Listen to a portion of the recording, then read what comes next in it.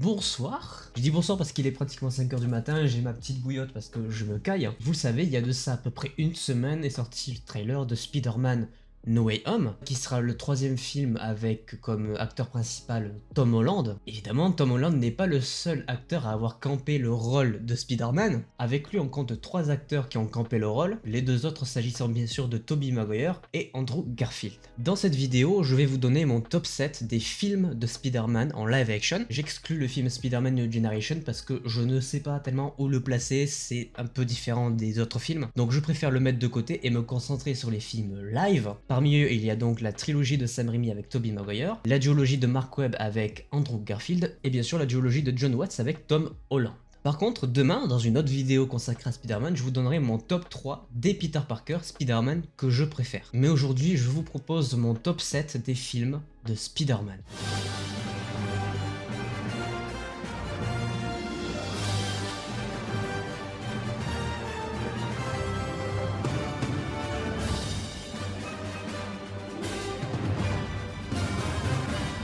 Alors sur quoi est basé ce classement? Eh bien il y a des anecdotes personnelles, une pensée évidemment critique, et tout un tas de préférences que je vais évidemment argumenter. Et croyez-moi, vous allez avoir des surprises, parce que si on se rappelle d'une certaine vidéo que j'ai fait il y a de ça 2 ans et demi maintenant, une vidéo qui s'intitulait Quel est mon Spider-Man préféré? En 2 ans et demi, aucun film Spider-Man n'est sorti, et pourtant mon avis a radicalement changé, pour plein de raisons, et d'ailleurs je trouve cette vidéo totalement bâclée et nulle, je peux totalement me permettre de dire ça puisque c'est la mienne, mais au-delà de ça, j'avais pas forcément beaucoup de recul à l'époque sur les films Spider-Man. Aujourd'hui j'en ai et j'ai envie de vous partager cet avis. Évidemment c'est un avis subjectif, je vous demande de le respecter, mais de me partager vous, votre top 7 dans les commentaires. Je suis très curieux de savoir quel est votre film Spider-Man préféré. Et bien sûr je le précise parce qu'on sait jamais, si je mets un film à la dernière position, c'est pas que je ne l'aime pas, c'est juste que je l'aime moins que les autres, mais tous les films Spider-Man, il faut le savoir, je les adore. Après ça paraît logique que j'en préfère un aux autres. Toute dernière précision, parce que j'ai oublié de le dire, pour éviter de renier cette vidéo une fois qu'elle sera sortie, histoire d'avoir un classement à peu près sûr, même s'il pourra changer avec la sortie de No Way Home, avant de tourner cette vidéo, hier, je me suis fait un marathon des 7 films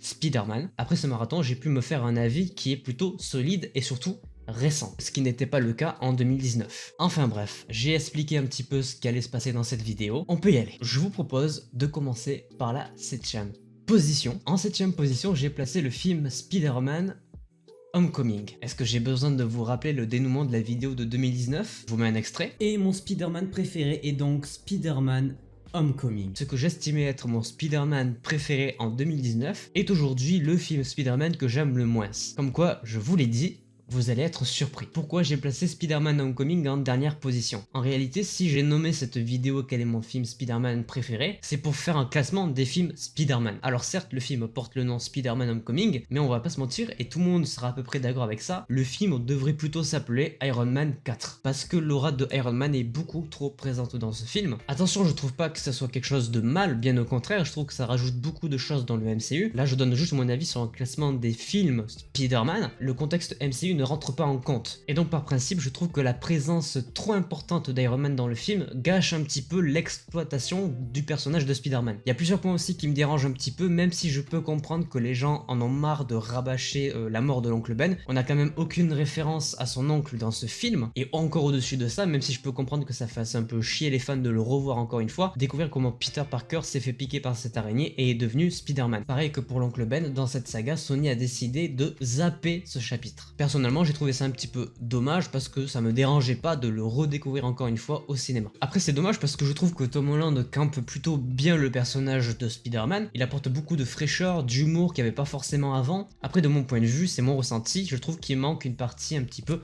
dramaturgie dans le reboot de ce nouveau Spider-Man. C'est quelque chose que j'avais énormément apprécié dans les 2 dernières sagas. Malheureusement dans ce film ce point n'est pas du tout présent, ça s'arrange un petit peu avec le deuxième. Après attention, c'est pas un film que je renie, bien au contraire, c'est un film que j'aime beaucoup, je l'apprécie. Par rapport à tout ce qu'il apporte au MCU, je trouve ça ultra positif en fait. Et clairement je pense que No Way Home va confirmer encore plus ce que je pense de ça. Seulement là, comme je l'ai dit, on se base juste sur les films Spider-Man, et en tant que film Spider-Man, je le trouve un peu moins bon que tous les autres. Ça c'était pour la 7ème position. position, on s'attaque maintenant à la 6ème, et à peu près pour toutes les mêmes raisons que je viens de vous citer sur Homecoming, en 6ème position, j'ai nommé Spider-Man Far From Home. Officiellement, le dernier film Spider-Man à être sorti au cinéma. Je viens de le dire, tout ce que j'ai reproché à Homecoming, je le reproche aussi à Far From Home, même si pour le coup, dans la deuxième partie du film, je trouve qu'il y a une légère libération du vrai potentiel de Spider-Man, du personnage, avec notamment tout ce qui tourne autour de son 6ème sens, qui est quand même pour la plupart des gens une des capacités les plus cheatées de tout l'univers Marvel. Ça, c'est quelque chose que j'ai beaucoup apprécié. Et aussi le méchant du film Mysterio, campé par l'acteur incroyable qui est Jack Gyllenhaal. C'est un méchant que j'ai beaucoup aimé. Après, encore une fois, en tant que film Spider-Man, le fait que la plupart du plan de Mysterio soit basé autour de Iron Man, sur ce top, ça m'a posé quelques problèmes. À part ça, c'est un bon film, je l'attendais beaucoup. Après aussi, si je l'ai mis en 6ème position, ben c'est le fait qu'au-delà d'avoir une aura trop présente d'Iron Man, c'est qu'on nous ait totalement menti sur le multiverse à travers toutes les bandes annonces, et même jusqu'à la moitié du film, parce que Mysterio ne le dévoile pas avant la moitié. J'avoue que le fait que le multiverse n'était pas présent, ça m'a fait un peu chier. Pour moi, il mérite sa 6ème position. Et point important que je n'ai pas précisé, ça va avoir beaucoup d'impact pour la suite. Homecoming, je ne l'ai pas vu au cinéma. Far From Home, oui. Pour le bas du classement, ça n'a pas trop d'importance, mais vous allez voir que pour la suite, ça en a beaucoup. On passe donc à la 5ème position. On n'a plus le choix maintenant, ça va être soit un film de la trilogie de Sam Raimi, soit un film de la duologie d'Andrew Garfield. Pour les 3 prochaines places, ça va pas se jouer à grand chose à vrai dire. C'est des petits détails, des petites anecdotes qui vont faire que je vais préférer un film à un autre. En 5ème position, je vous propose Spider-Man 3. C'est un bon film. Un point qui m'a toujours un peu déplu dans la trilogie de Sam Raimi, c'est le triangle amoureux composé de Peter Parker, de Harry et de, comment il s'appelle, MJ. À la longue, je trouve ça un peu chiant et surtout dans le 3, je trouve ça démesuré. Après, je peux comprendre aussi, il y a le chapitre Gwen Stacy qui s'ouvre dans ce film, qui d'ailleurs dans mes duos préférés avec Peter Parker, c'est mon préféré. De très très loin, je préfère la relation Gwen Stacy-Peter Parker que Peter Parker-MJ. Ça, c'est mon avis personnel. Évidemment, ça joue un petit peu sur le classement. Vous allez le voir. Je suis en train de teaser un truc où tout le monde va me détester à la fin, ça va être incroyable. Revenons un petit peu à Spider-Man 3, il n'y a pas beaucoup plus de choses qui vont me déranger, c'est juste que je l'aime moins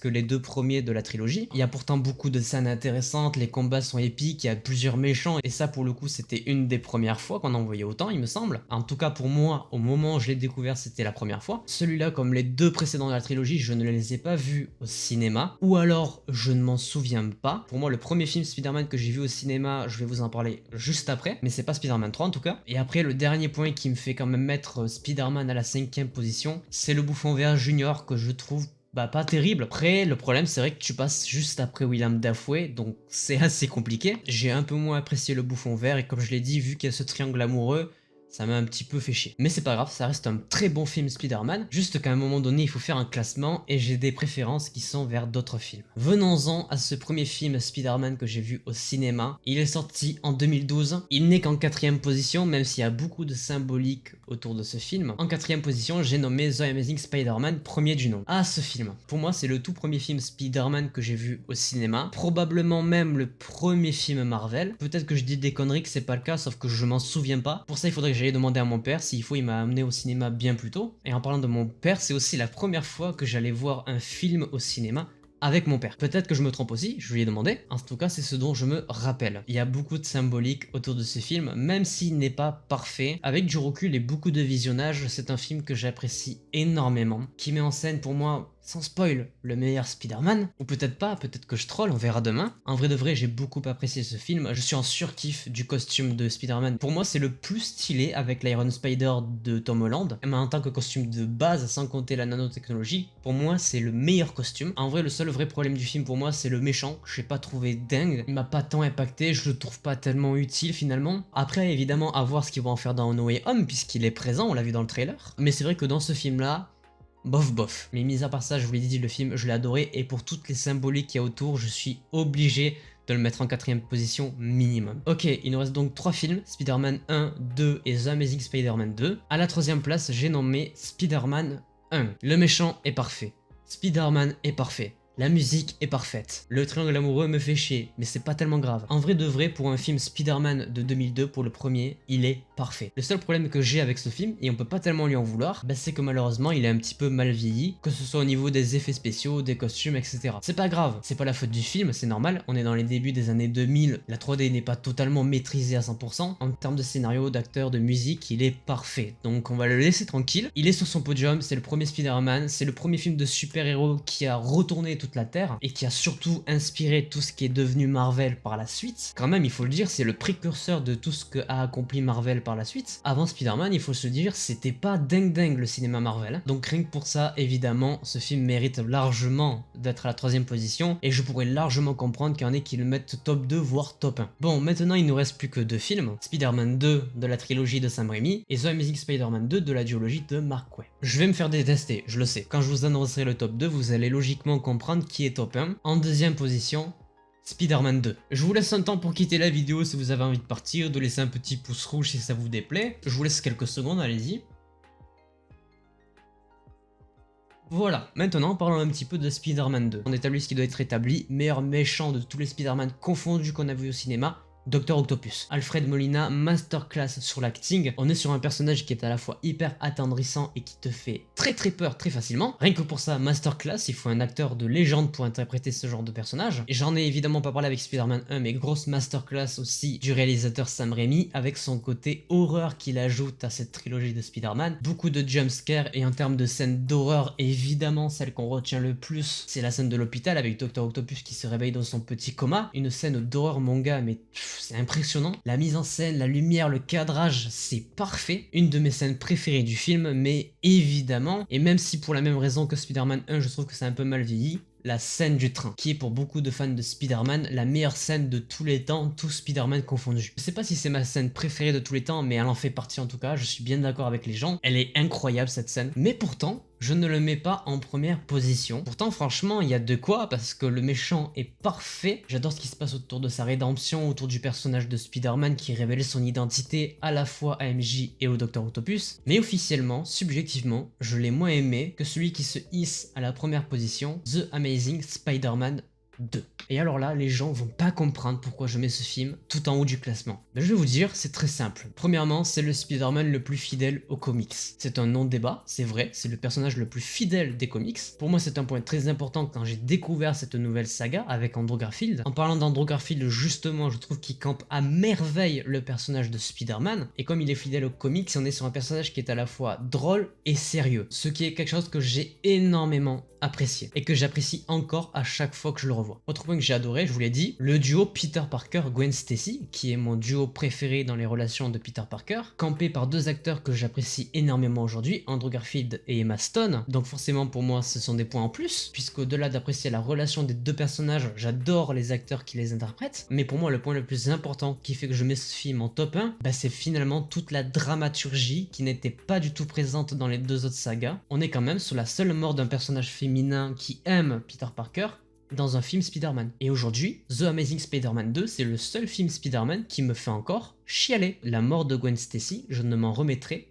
jamais. En plus de tout ça, il y a toutes les symboliques que je vous ai expliquées sur The Amazing Spider-Man 1 qui se joignent ici. On est quand même sur le premier Spider-Man que j'ai découvert au cinéma, c'est pas rien. C'est un film qui a été beaucoup critiqué, qui n'est pas tellement apprécié par les fans de Spider-Man. Moi-même au début, j'ai rejoint un petit peu cet effet de masse qui disait que c'était pas le meilleur Spider-Man. Pourtant, j'avais aucune raison de dire ça, je suivais juste l'effet de masse. Je me suis totalement laissé influencer par cet effet de groupe, mais avec du recul, des dizaines de revisionnages. Et surtout, je l'ai dit avec le marathon que j'ai fait hier qui me permet d'être sûr de ce que je voulais dire, même si pour tout vous dire, ça fait quand même plusieurs mois que ce film pour moi c'est mon préféré, je peux le dire sans avoir peur d'être critiqué, d'être insulté, parce qu'en réalité j'en ai pas grand chose à foutre. The Amazing Spider-Man 2 est mon film Spider-Man préféré. Il me fait chialer, il me fait rire, il me met les frissons, la musique me met en transe. Ce film, je le porte vraiment énormément dans mon cœur. Bon voilà, vous avez mon classement. Pour ceux qui sont encore là et qui sont pas encore partis, j'espère que vous avez passé un bon moment. N'hésitez pas vous à me dire en commentaire quel est votre top 7 des films Spider-Man. On peut en discuter tous ensemble, je suis très curieux. Si cette vidéo vous a plu, je vous invite à laisser un petit pouce bleu, à vous abonner et à activer la cloche pour ne pas manquer les prochaines vidéos. Je vous dis à demain pour le top 3 des Peter Parker. Et sur ce, portez-vous bien, c'était votre Captain.